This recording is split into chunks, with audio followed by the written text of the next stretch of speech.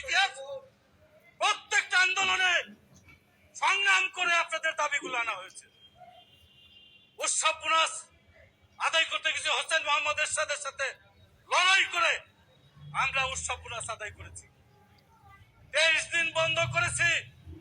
বেগম খালেদা জিয়া সাবেক প্রধানমন্ত্রীর সময় 3 বারের প্রধানমন্ত্রী 23 দিন প্রত্যেকটা অফিস আদালতে ধর্মঘট পালন করেছি আমরা। মনে আছে? এরশাদের সময় 13 দিন আন্দোলন করে তারপর দাবিগুলো বাস্তবায়ন করেছি।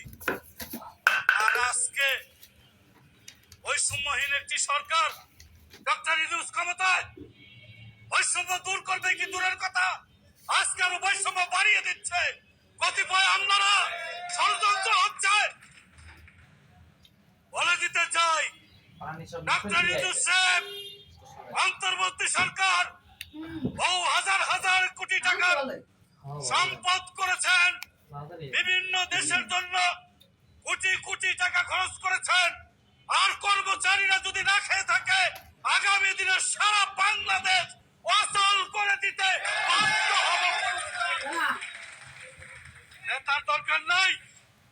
যদি সত্যিকার ভাবে বাচ্চাদের নিজের বিবেকের রিজিকের জন্য লড়াই করতে চান, কোন সরকারের বিরুদ্ধে আমাদের লড়াই নয়। আমাদের সরকার যে আসবে তার কাজ করবো আমরা। দেশের উন্নয়ন কারা করে? এই সমস্ত কর্মচারীরা করে। নীতি নির্ধারক বাস্তবায়ন করে কারা? আমরা।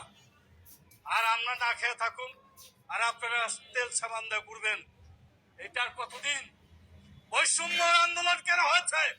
নির্যাতন করতে করতে মানুষ অধৈর্য হয়ে একটা সরকারকে পরিবর্তন করে এত রক্তের মধ্য দিয়ে রক্ত দিয়ে। আর আমরা কর্মচারীরা 14 শ্রেণী কর্মচারীর আব্দুল আজিজ সাহেব ছিলেন ঢাকা বিশ্ববিদ্যালয় একজন প্রফেসর ডক্টর নুসলাম ভাই, তিনি 14 শ্রেণী কর্মচারী সমিতির সভাপতি ছিলেন। তার সাথে আলোচনা করে আমরা দাবি করতাম। মনে আছে আপনাদের? 14 শ্রেণী কর্মচারী ছাড়া বাংলাদেশে কোন আন্দোলন সাকসেসফুল হয় না, ভবিষ্যতেও হবে না। আমি চ্যালেঞ্জ করতে পারি।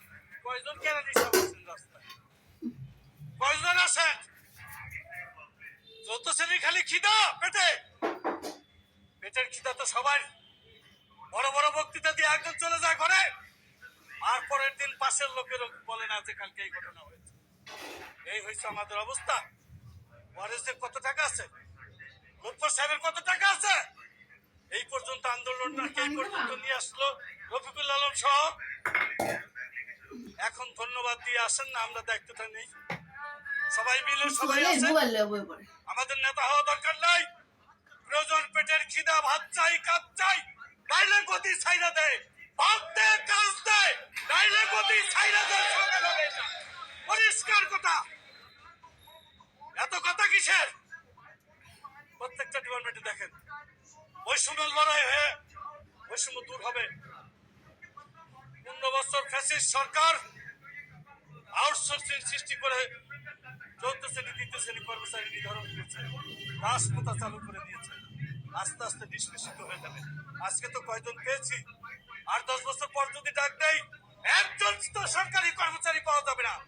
যদি সেই লড়াইয়ের জন্য আমরা প্রস্তুতি গ্রহণ না করি, যদি নিজের জীবন দিতে রাজি না থাকি, তাহলে কেন সরকার আমাদের দিবে বলেন?